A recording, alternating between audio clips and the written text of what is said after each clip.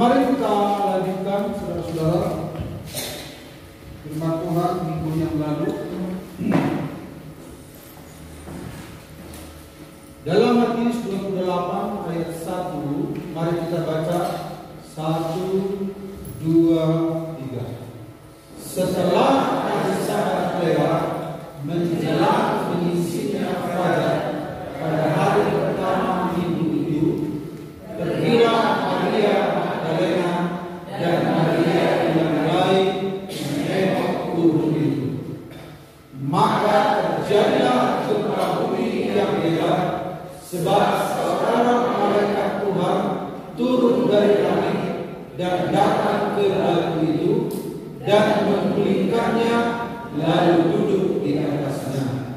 Wajahnya bagaikan kilat dan pakaiannya putih bagaikan salju. Haleluya. Ini adalah masih suasana kebangkitan sampai nanti kita akan masuk kepada kenaikan, ya. Jadi bicara tentang kebangkitan ini adalah sesuatu yang luar biasa, ya, yang tidak ada habis-habisnya. Banyak hal yang sudah saya sampaikan kepada kita tentang kebangkitan. Banyak juga yang sudah Tuhan bukakan pengertian-pengertian tentang kebangkitan. Jadi kita hanya mengulang apa yang sudah bertahun-tahun lalu kita sudah bahas, ya. Nah, dalam ayat 4 sampai ayat 6, dan penjaga-penjaga itu gentar ketakutan dan menjadi seperti orang-orang mati. Akan tetapi malaikat itu berkata kepada perempuan-perempuan itu, janganlah kamu takut, sebab aku tahu kamu mencari Yesus yang disalibkan itu. Dia tidak ada di sini, sebab dia telah bangkit sama seperti yang telah dikatakannya. Mari lihatlah tempat ia berbaring. Nah, secara singkat, supaya karena untuk membahas ini saja kemarin kita sudah satu video, hanya ini saja. Nah, ini hanya sepintas supaya kita bisa melanjutkan, ya. Nah, sebelum Yesus datang, ada 5 hal yang terjadi di bumi ini, yaitu ada dosa, tidak ada penyelesaiannya, kemudian ada kuasa kegelapan, tidak ada yang bisa mengalahkan. Dia leluasa bergerak di bumi ini. Lalu di satu sisi ada janji tentang penyelamatan di seluruh muka bumi, bahkan di setiap bangsa-bangsa ada sebuah penantian, ya. Ada sebuah penantian tentang adanya juru selamat. Karena saudara-saudara, apa yang terjadi di Taman Eden itu menjadi sebuah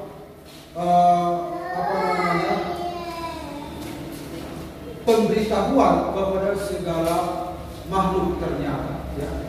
Misalnya, kenapa ada ide bahwa di Pusuk Buhit di sanalah turunnya leluhur orang Batak? Idenya adalah Adam dan Hawa. Adam dan Hawa diciptakan di taman ini. Walaupun ada banyak cerita yang berbeda, tetapi setiap bangsa punya cerita, setiap suku bangsa punya cerita. Itu masih Batak, belum suku-suku lain. Asal-muasal manusia mereka punya cerita, tetapi itu adalah saudara-saudara,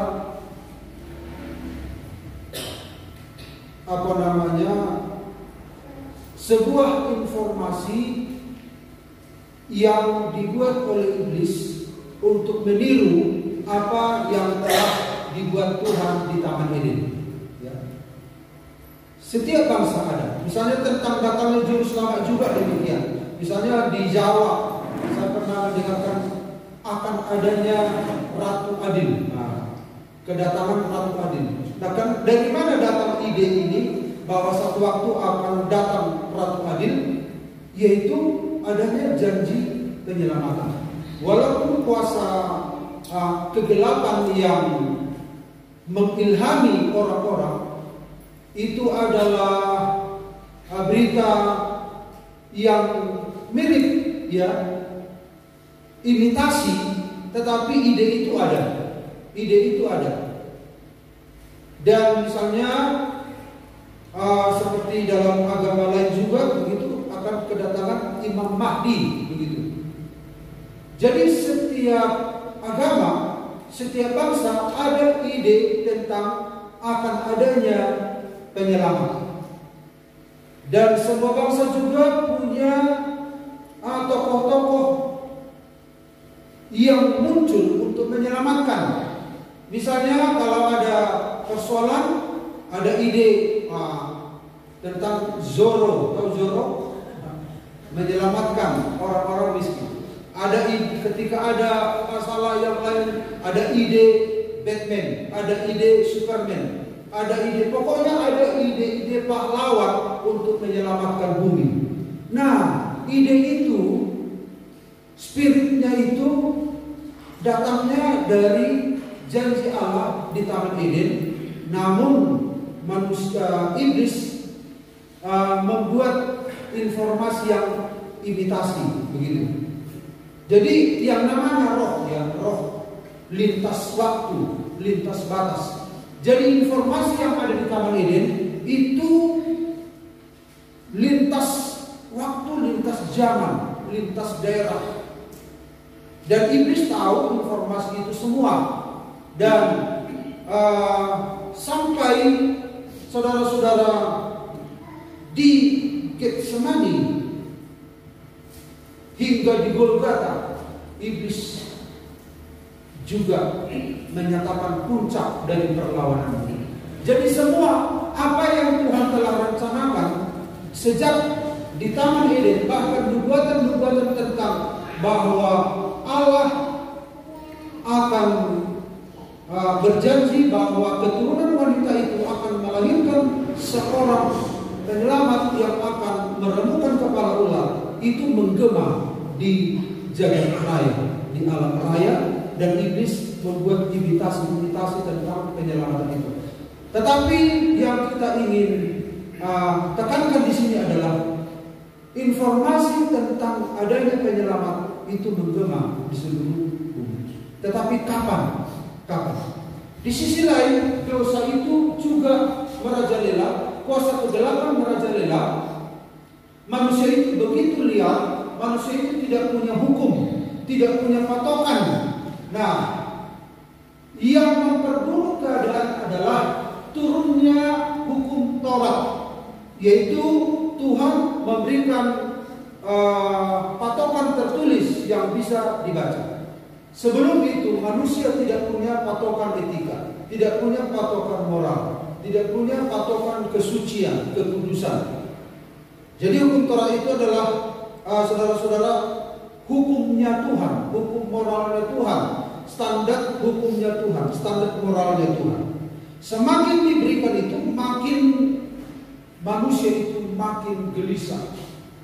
Sudah ada tuntunan, sudah ada patokan, sudah ada standar, sudah ada patron, tetapi manusia itu ada kuasa kegelapan, ada dosa, tidak bisa memenuhi standar itu. Jadi standar itu menjadi musuh bagi manusia. Misalnya kalau saudara berkaca, lalu kaca itu menunjukkan ada apa di sini, ada warna hitam-hitam. Lalu apa yang kita lakukan? Kita bersihkan. Kemudian besoknya kita berkaca lagi, ada lagi bintik-bintik di sini.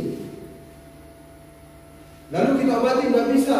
Besoknya kita berkaca lagi, ada turi-turi kondisi. Apa yang terjadi? Kita hancurkanlah kaca itu agar kaca ini.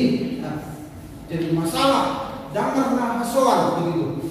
Padahal kacanya tidak salah, kitanya yang bermasalah. Hukum Taurat, hukum Tuhan tidak bermasalah, manusianya itu yang bermasalah. Tidak ada kemampuan untuk melakukan patokan itu.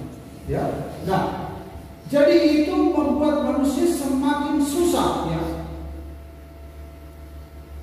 maksud Tuhan bukan menyusahi manusia menurunkan hukum, tetapi supaya manusia itu jelas, ya, jelas bahwa apa yang mereka lakukan itu telah jauh dari patokan-patokan Allah, telah melanggar, ya.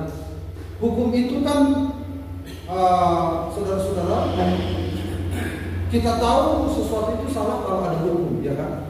Kalau kita di lampu merah, dasar polisi menangkap kita kalau kita melanggar lampu merah, karena lampu merah itu adalah hukum.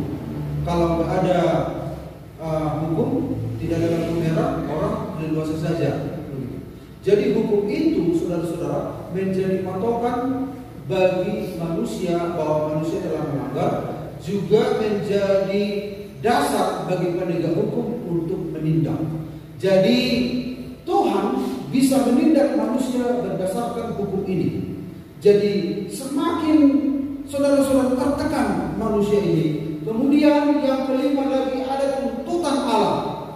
Tuntutan Allah, manusia dituntut supaya tidak dihukum. Manusia itu harus memenuhi ukuran Allah, harus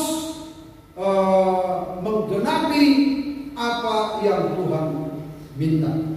Nah, tuntutan itu bergabung dengan yang 4 hal tadi.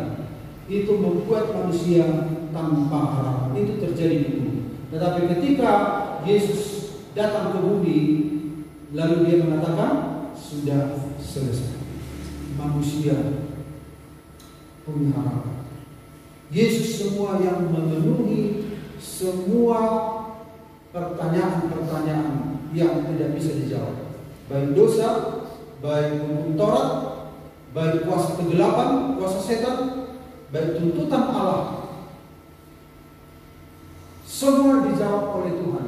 Dan manusia diberi peluang untuk berkenan di hadapan Allah. Yesus sudah menyelesaikan. Nah, kemudian ketika Yesus mati di kayu salib, dia dimasukkan ke dalam kubur, dan akhirnya apa yang terjadi?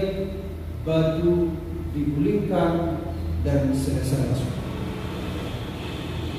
Yesus mati, selesai. Nah, setelah itu Bapak Ibu akan terjadi, kita mengatakan Yesus bangkit. Yesus bangkit dari kubur. Karena itu kebangkitan Kristus dasar kelahiran kembali bagi manusia, bagi semua manusia. Dasar kebangkitan Yesus menjadi dasar kelahiran kembali, dan kebangkitan Yesus juga menjadi dasar kebangkitan tubuh. Ya, di hari yang akan datang kita akan lihat dasar bagian apa yang kebangkitan tubuh. Kita tuntaskan dulu bahwa kebangkitan Kristus dasar kelahiran kembali. Nah, mengapa perlu dilahirkan kembali? Kita akan lihat. Terpujilah Allah dan Bapa Tuhan kita Yesus Kristus, yang karena rahmat-Nya yang besar telah melahirkan kita kembali oleh kebangkitan Yesus Kristus dari antara orang mati kepada suatu hidup yang penuh pengharapan. Nah, jadi saudara-saudara, ini pun harus kita ulangi lagi untuk memperjelas kenapa Yesus sudah bangkit padahal batu belum terguling.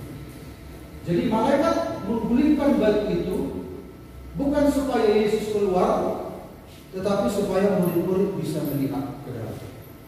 Karena batu tidak bisa menghalangi Yesus. Kuasa kebangkitan tidak bisa dihalangi oleh apapun.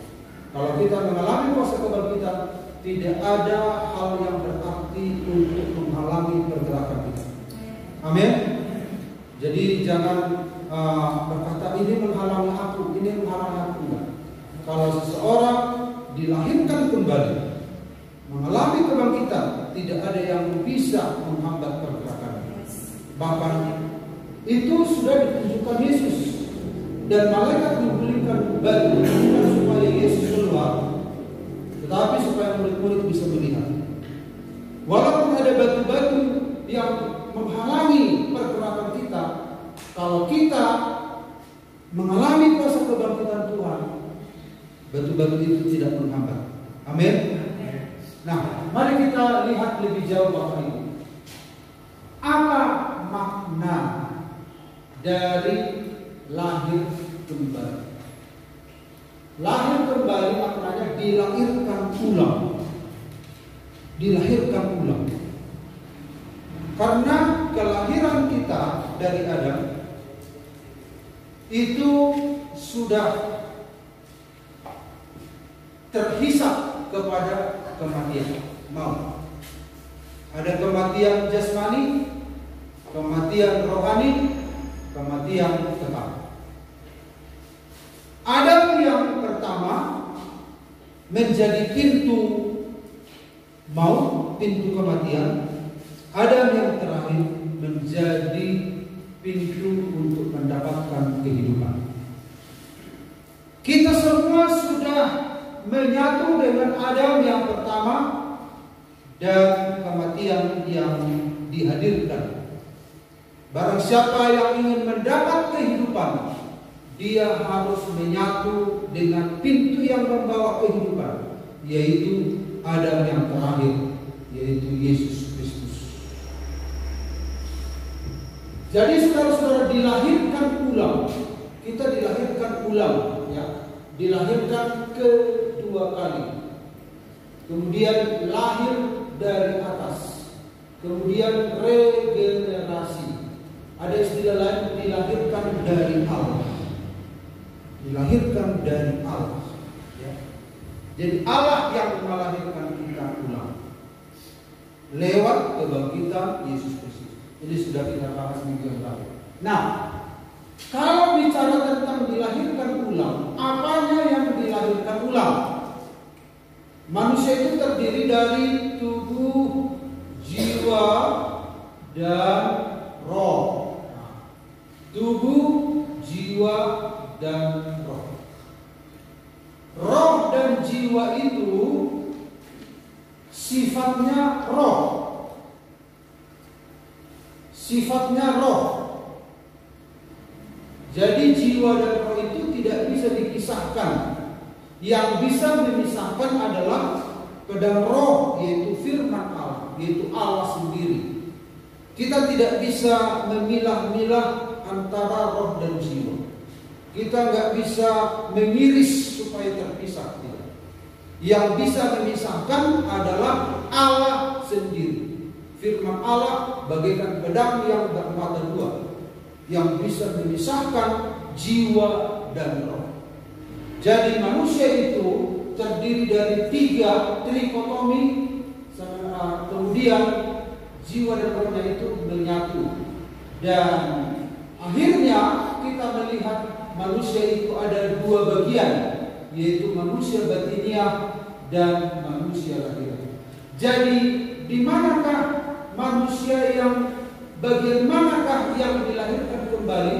Yaitu manusia batiniah. Manusia batiniah kami dibaharui dari sehari ke sehari, kata Rasul Paulus. Manusia lahiriah kami semakin merosot. Jadi ini akan semakin merosot. Ini mengalami kelahiran ulang. Ini yang dilahirkan ulang. Karena apa? Fungsinya ini adalah alat komunikasi dengan Sang Pencipta, Sang Sumber hidup.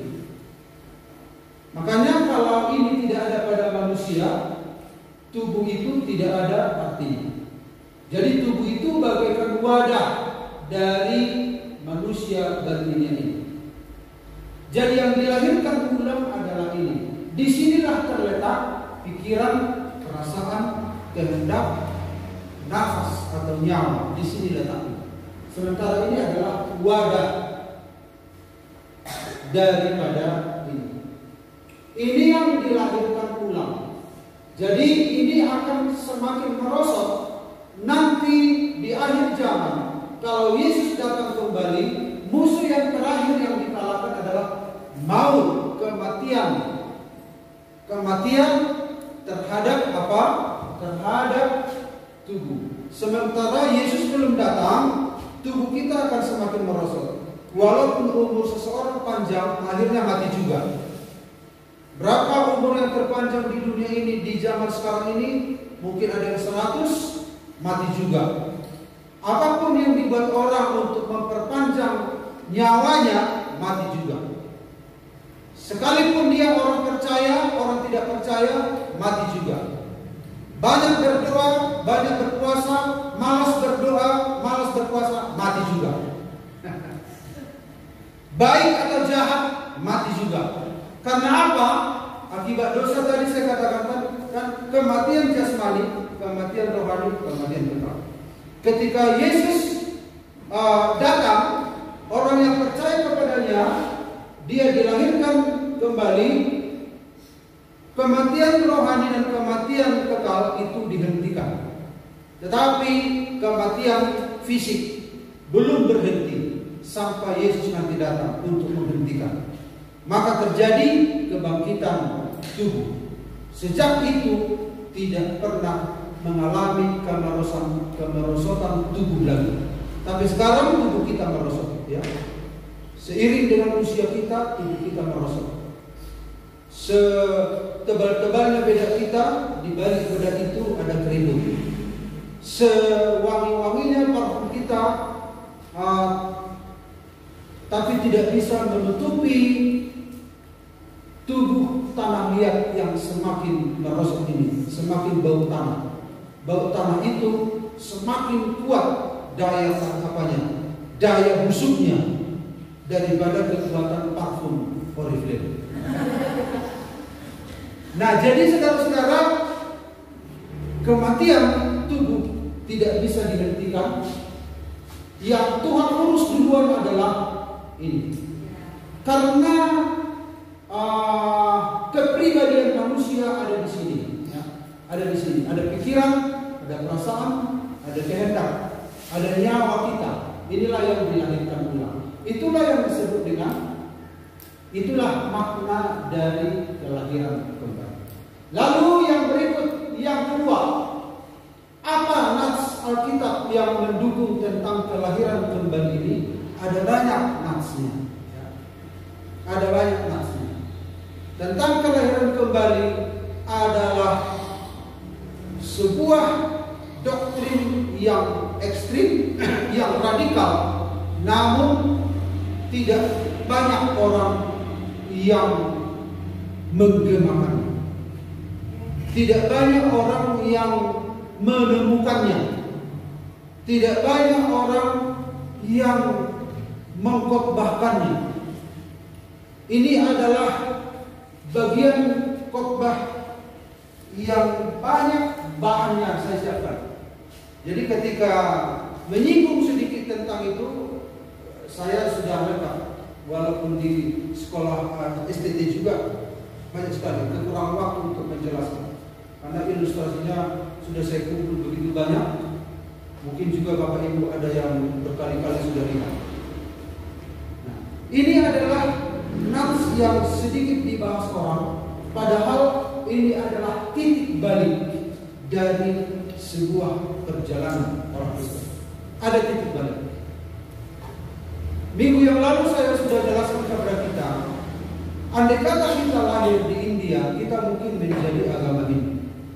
Andai kata kita lahir di Arab, kita menjadi agama Islam. Andai kata kita lahir di Cina, kita mungkin menjadi agama Buddha atau Konghucu. Tapi kita lahir di daerah Batak, kita menjadi agama Kristen. Orang yang lahir di India banyak sekarang yang percaya kepada Yesus. Ada titik baliknya dari Hindu ke Kristen. Kalau ditanya apa, kenapa, mereka bisa menceritakan titik balik itu. Banyak orang di Cina juga menjadi orang Kristen percaya pada Yesus. Kalau ditanya kenapa, mereka bisa menceritakan ada sebuah titik balik. Kalau kita tanya banyak orang Kristen di Arab, dari Islam ke Kristen. Jika kita tanya kenapa bisa jadi Kristen, mereka sanggup menceritakan ada titik balik mereka. Tetapi yang susah adalah ketika kita lahir di tanah Batak, kita menjadi Kristen. Kalau ditanya kenapa kau jadi Kristen, tidak ada titik baliknya. Mana ada Kristen Kristen jadi Kristen, titik balik dari Kristen ke Kristen, itu kan susah diartikan. Itu saudara-saudara sama dengan saya ini anak pendeta. Saya lahir dari Kristen bahkan jadi anak pendeta. Lalu ketika saya ditanya dulu, kenapa kau jadi Kristen? Saya bingung menceritakan.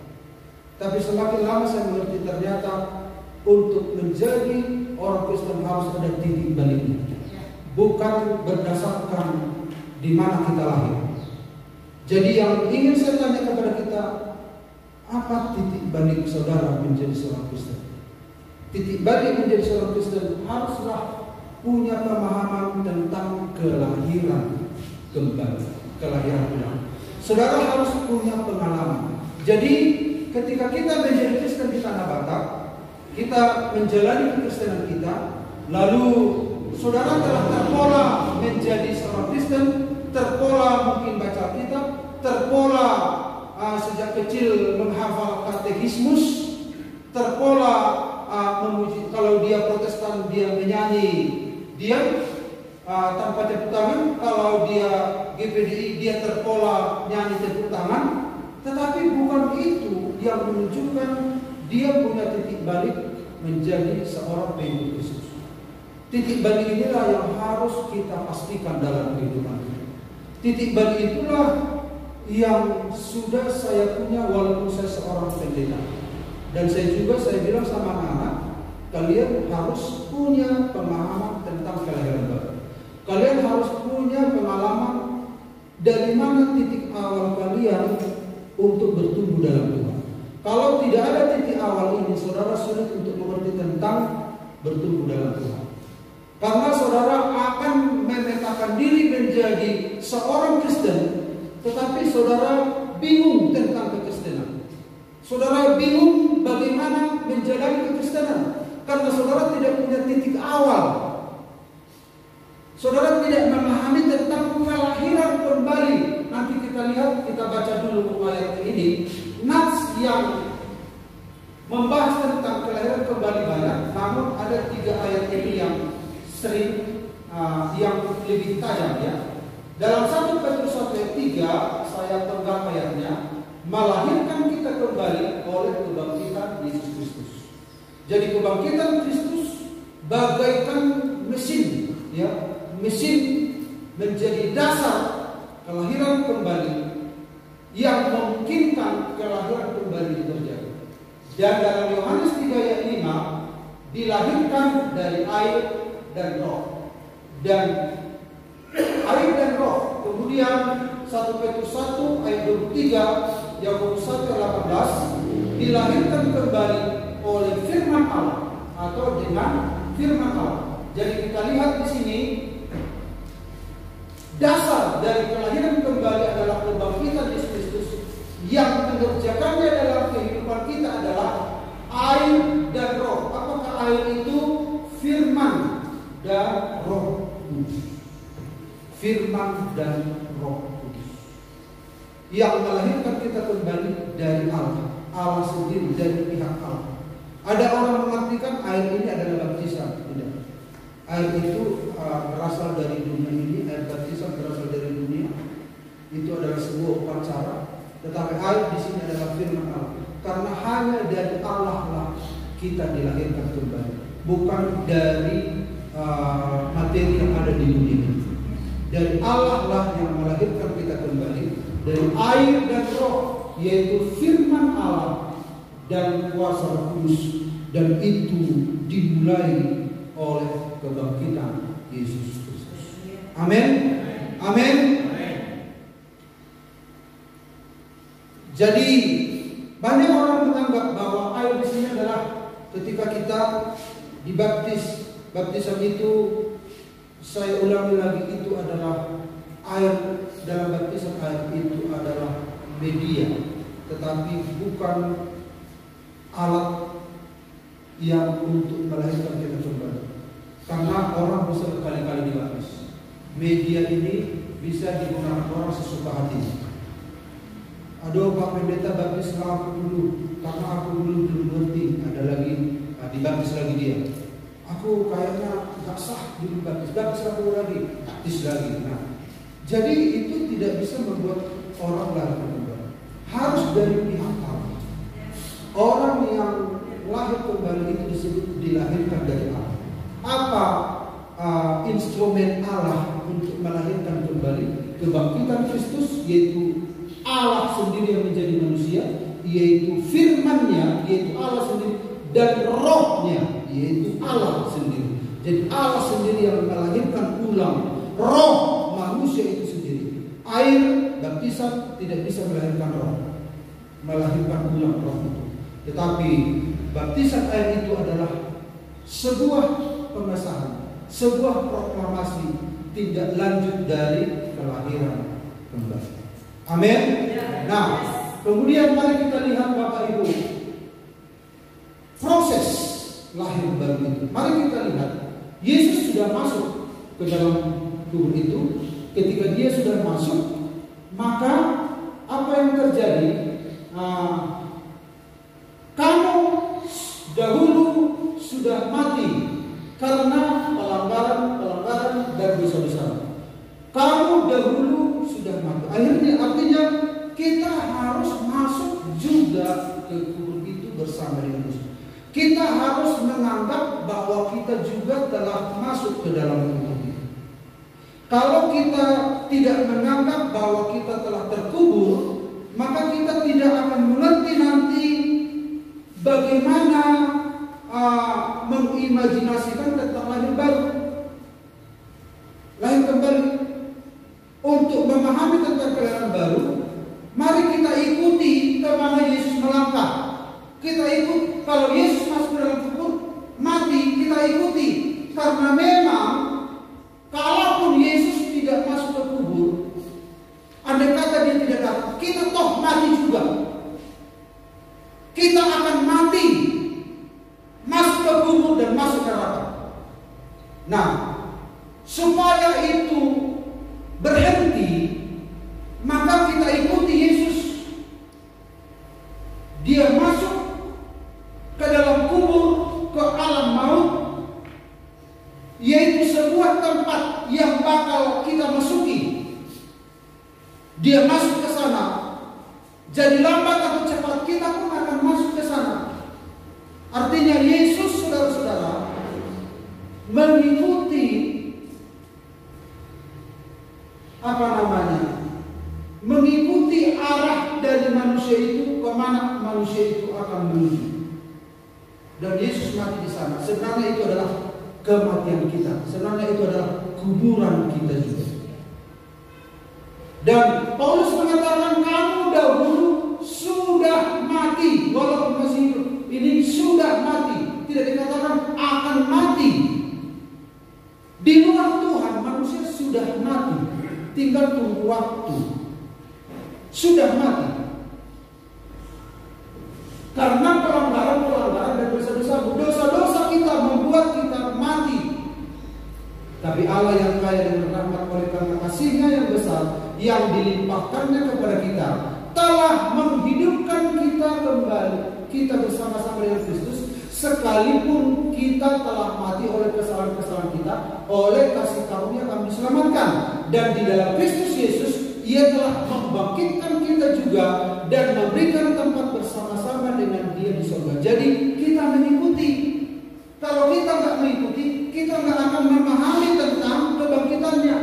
Karena kebangkitannya juga yang kita ikuti.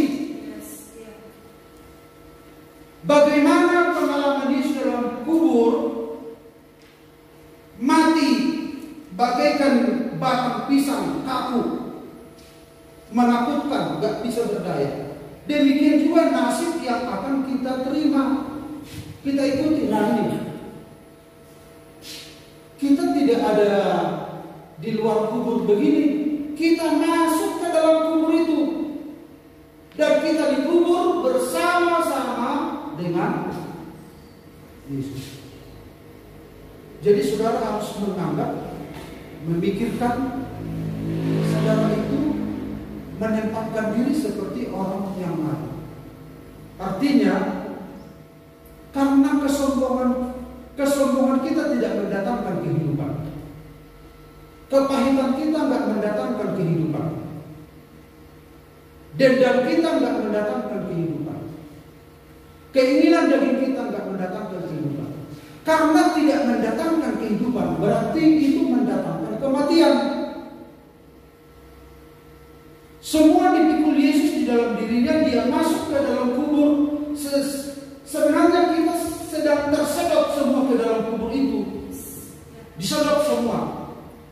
Saudara harus memahami bagaimana orang mati. Artinya, ternyata apa yang kubuat gak mendatangkan kehidupan. Tidak menyukakan hati Allah. Semua perbuatan-perbuatanku ketika aku jatuh dalam dosa tidak mendatangkan kehidupan bagiku. Dan saudara harus berpikir demikian. Ternyata tidak ada sesuatu pun yang bisa menghasilkan kehidupan dari apa yang kau perbuat. Kemudian apa yang terjadi, Bapak Ibu? Ketika Yesus bangkit, kita pun ikut. Ketika Yesus bangkit, kita ikut. Jadi kemana Yesus pergi? Yesus berkata, kemana aku pergi, di situ pelayanku ada. Artinya, kemana Yesus pergi, kita ikuti dia. Ketika dia mati, kita sedang terhisap ke dalam kematiannya. Ketika dia bangkit, kita ikut ke dalam kebangkitannya. Jadi kalau kita nggak ikut, kita akan tidak mengalami apa yang dialami Yesus. Itulah yang disebut dengan ketika Yesus bangkit dari kematian, itu membuat kita dilahirkan kembali. Amin. Semua perbuatan yang membuat dia ini mati, jangan dilakukan lagi. Tidak ada sesuatu pun yang menghasilkan kehidupan, yang mendatangkan kehidupan dalam hidup yang lama. Sekarang yang harus kita ikuti adalah semua perbuatan-perbuatan yang dilakukan Yesus.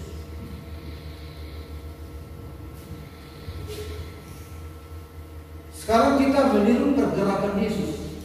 Kalau kita tidak meniru pergerakan Yesus, maka kematian. Makanya Yesus datang jadi patron untuk bisa diikuti.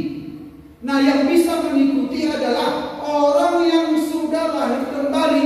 Bagaimana orang yang belum lahir kembali mengikuti Yesus? Gak mungkin. Harus ada titik awal. Ya. Saudara harus benar-benar menyadari di sini di masa itu sudah utami. Benar-benar saudara menyadari ternyata tidak ada yang menghasilkan sesuatu yang menyenangkan Allah, yang menghasilkan kehidupan dari perbuatan yang lain. Sekarang tinggalkan dosa, sakit hati, dendam, iri hati, kesenangan diri sendiri, keangkuhan hidup. Itu yang membuat kita mati. Bosan, elak, tialate itu sudah masuk semua ke dalam hidup. Sekarang ketika kita dilahirkan kembali, kita melakukan hal-hal aksi daripada Yesus Kristus. Kita dimampukan untuk melakukan itu.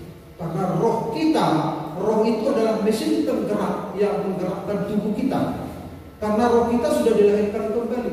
Andai kata kita nggak dilahirkan kembali, apapun yang kita lakukan untuk berkenan pada Tuhan nggak bisa. Karena mesinnya, rohnya itu belum aktif, masih mati. Tapi ketika rohnya itu dihidupkan, mesin penggeraknya itu, mesin perintahnya itu sudah bisa menggerakkan tubuh melakukan kehendak Allah. Makanya perlu dilahirkan. Haleluya. Haleluya. Nah, prosesnya begitu ya. Itu sama seperti ini. Telur, kemudian ulat, dari ulat kepada kepompong, kemudian kepada kuku. Ini kita sudah pernah lihat, ini lahir pertama kali, ini lahir kedua kali. Ya. Jadi dari telur ke ulat, dari ulat ke kepompong, dari kepompong ke kuku-kuku, keluar itu disebut lahir. Ini masuk, keluar, jadi dua kali dia istilah keluar, artinya lahir kembali. Kalau berhenti di sini, itu hanya lahir sekali. Ini melambangkan Yesus Kristus, Adam yang terakhir, ini Adam yang pertama. Jadi kalau kita hanya dilahirkan Adam yang pertama, berhenti di sini, kita bagaikan ulat-ulat yang menjijikkan, menakutkan, tidak sesuai dengan target. Targetnya kan ini berhenti di sini nggak mencapai target. Dia harus masuk ke pompong, yaitu melambangkan Yesus Kristus, dan kita dilahirkan ulang, akhirnya mencapai target. Manusia itu kan tidak mencapai target di luar Tuhan, akhirnya terhukum. Nah, sebab kematian masuk ke dalam dunia dengan perantaraan satu orang, yaitu Adam. Begitu juga hidup kembali dari kematian diberikan kepada manusia dengan perantaraan satu orang pula. Sebagaimana seluruh manusia mati karena tergolong satu dengan Adam, begitu juga semua akan dihidupkan karena tergolong satu dengan Kristus. Kita menjadi satu. Menjadi satu dalam kematiannya, menjadi satu dalam kebangkitannya. Tidak bisa kita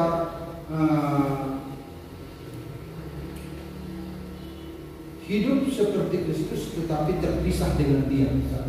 Harus menjadi satu. Bagaimana kira-kira? Dia apa Yesus?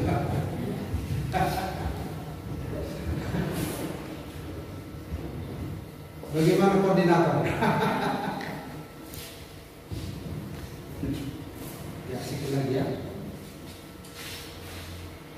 Ini adalah tadi telur itu, keturunannya adalah ulat-ulat. Ini ada api. Dia harus menuju ke pompong, tapi tidak semua ulat kan menuju ke pompong. Nah, kemudian lahirlah. Nah, ini ilustrasinya seperti ini. Kalau telur ini saya sebutkan adalah Adam, dia menurunkan manusia menuju kematian. Tapi ketika dia percaya pada Yesus, dia mengalami kebangkitan, dia dilahirkan baru. Begitu kira-kira prosesnya. Nah, yang terakhir, tujuan. Apa tujuan dilahirkan kembali? Tujuan dilahirkan kembali adalah Yesus menjawab katanya, "Aku berkata kepadamu, sesungguhnya jika seorang tidak dilahirkan kembali, ia apa? Tidak dapat melihat kerajaan Allah." Artinya adalah tujuan kelahiran kembali supaya kita bisa melihat kerajaan, supaya kita bisa masuk ke dalam kerajaan Allah. Tidak semua orang yang berseru kepada Tuhan akan masuk ke dalam kerajaan Allah. Jadi, kenapa perlu dilahirkan ulang? Supaya bisa masuk ke dalam kerajaan Allah. Saudara, mau masuk kerajaan Allah, kita semua ingin masuk ke dalam kerajaan Allah. Injil itu dibagi dua, Injil keselamatan, Injil kerajaan Allah. Injil kerajaan Allah akan diberitakan ke seluruh dunia, baru tibalah kesudahan. Makanya ada yang kerajaanmu datanglah. Semua tentang kerajaan. Dari Kejadian bisa keluar kerajaan. Tapi untuk masuk ke dalam kerajaan harus dilahirkan dulu lewat kebangkitan Kristus.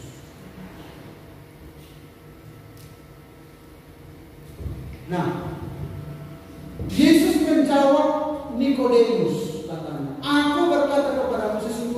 jika seorang tidak dilahirkan kembali, jika seorang tidak dilahirkan kembali. Ini adalah perkataan Yesus kepada orang terpintar di orang Yahudi, bagi orang Yahudi, yaitu Nikodemus. Bagi Nikodemus disampaikan perkataan ini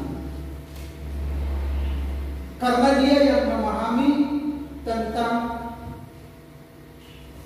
Alkitab, tentang kebenaran, tentang kerajaan Allah.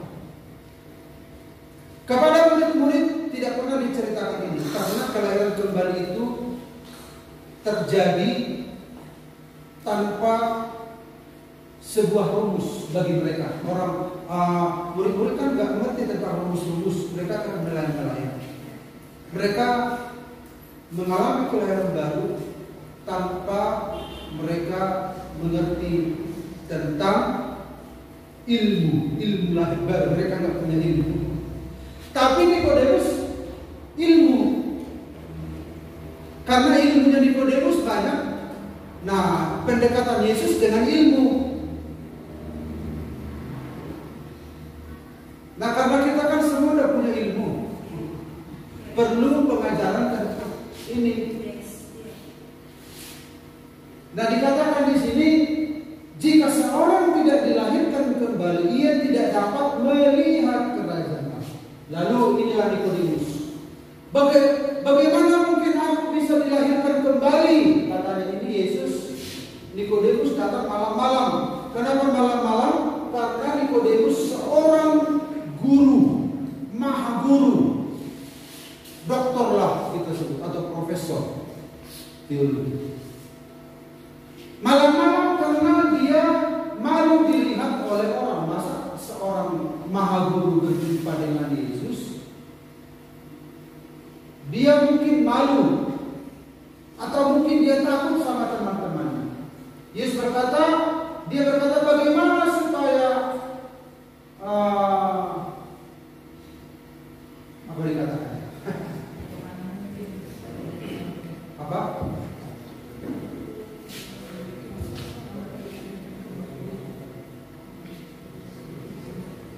Iya. Akhirnya Yesus berkata, kau harus dilahirkan kembali. Pemikiran seorang Nikodemus yang adalah dokter ini, maha guru ini, bagaimana mungkin aku dilahirkan kembali ke dalam kandungan ibuku, katanya. Mana bisa aku lagi masuk ke dalam kandungan. Jadi tentang kelahiran kembali tidak dipahami oleh Nikodemus. Banyak juga orang tidak memahami tentang kelahiran kembali. Padahal maksud Yesus berkata ini adalah Adam yang terakhir, ini menggambarkan Adam yang pertama. Yesus berkata, akulah pintu, barang siapa yang masuk kepadaku dan keluar, dia akan mendapat rumput yang hijau. Maksud Yesus adalah selanjutnya, akulah jalan dan kebenaran. Dalam Yohanes 3 ayat 16, karena begitu besar kasih Allah akan dunia ini, sehingga ia mengaruniakan anaknya itu. Itu adalah latar belakang dari pembahasan atau pembicaraan Nikodemus. Puncaknya adalah Yohanes 3 ayat 16. Artinya Nikodemus harus melangkah percaya kepada Yesus. Dan ketika dia percaya pada Yesus Kristus, dia berani melangkah. Dia meninggalkan atribut-atribut yang dia dapatkan dari Adam ini. Dia masuk melalui pintu Yesus Kristus. Maka apa yang terjadi? Dia lahir kembali. Masuk dan keluar mendapatkan pada rumput yang hijau. Di sini rumput apa? Rumput yang kuning. Di sini rumput hijau. Makanan rohani. Seiring dengan waktu Nikodemus merosot fisiknya, tetapi manusia batinnya makin dibaharui. Makin merosot, tetapi manusia batinnya makin dibaharui.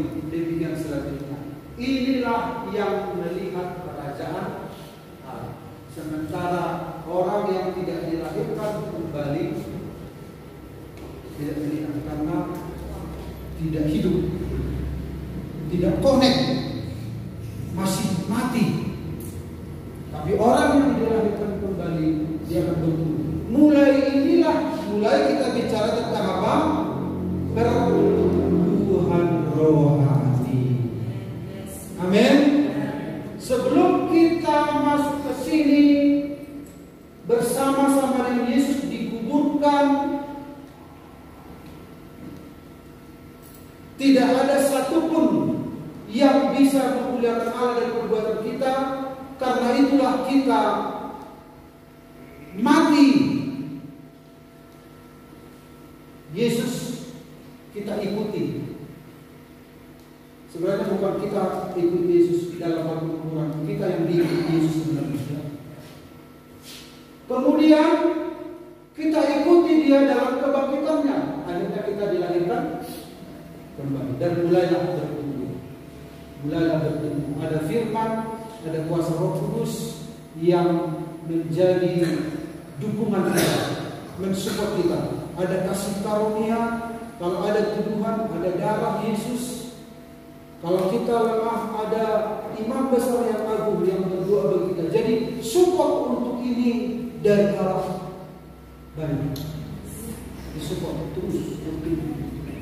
Jangan bicara pertumbuhan rohani kalau saudara belum punya titik balik. Ini titik balik.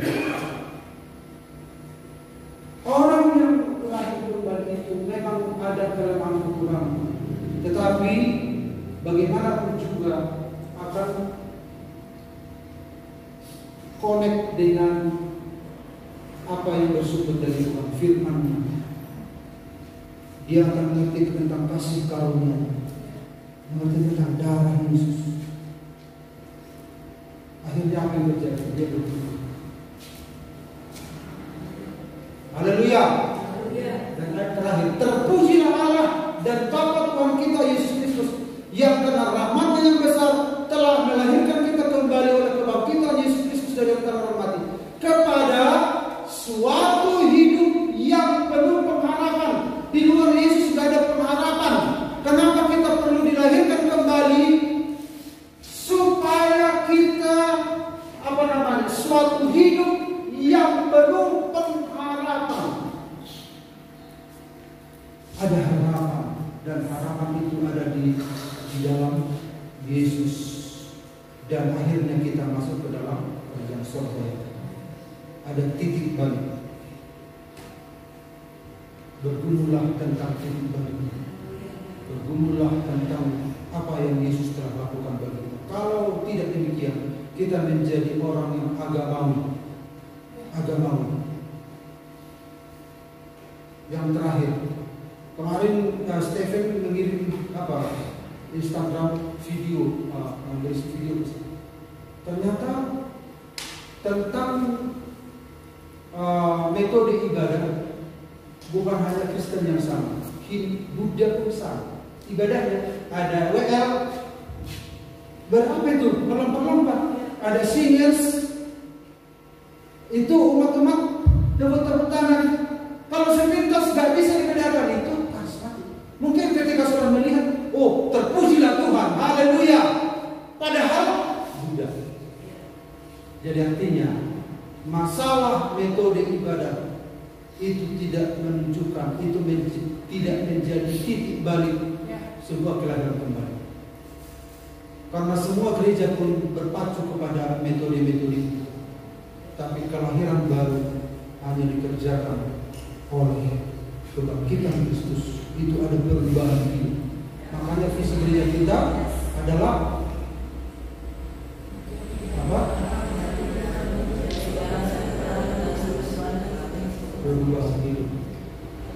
Perubahan hidup. Bukan model ibadah menjadi tanda perubahan hidup, tapi saudara berubah menjadi hidup seperti Kristus karakternya. Memang ibadah itu nggak masalah, silakan puji Tuhan. itu adalah sebuah ekspresi kita kepada Tuhan. Tetapi kalau kita banggakan bagi gereja lain, oh gereja lain itu sepi-sepi, ngantuk orang. Kami bercita-cita itu zaman sekarang bukan itu yang kita unggulkan. Keunggulan kita adalah perubahan hidup. Amin. Kelahiran kembali dan ada tahapan-tahapan hingga disempurnakan. Haleluya, Tuhan memberkati.